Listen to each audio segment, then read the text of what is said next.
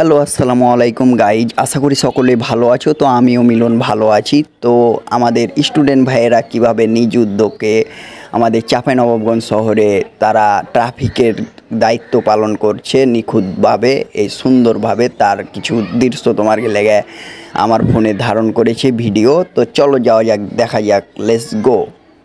তো এটা হচ্ছে আগে চাঁপাইনবাবগঞ্জ নিউ মার্কেট এরিয়া। তো এখানে এভাবেই তারা দায়িত্ব পালন করছে স্কাউট বাহিনী।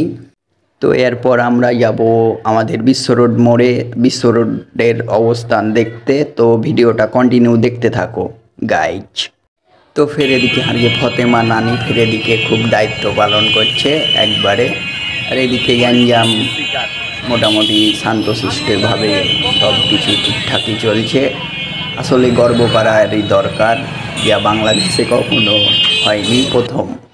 তো বলতে বলতেই চলে এলাম আমাদের বিশ্ব রোড মোড়ে। তো এটা হচ্ছে বিশ্ব রোড মোড়। তো এখানে অনেক ছাত্ররাই কাজ করছে, যেরকম বা অনেক গ্রুপই কাজ করছে এখানে। Scout group, red Kishan group, আবার ফায়ার সার্ভিসের লোকও এখানে নিয়োগ আছে, আবার সেনাবাহিনীও নিয়োগ আছে।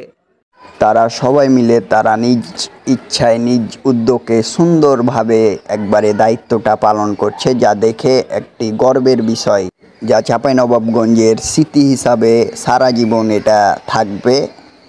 তো ভিডিও কন্টিনিউ দেখতে থাকো নানা নানিরা, লেটস গো।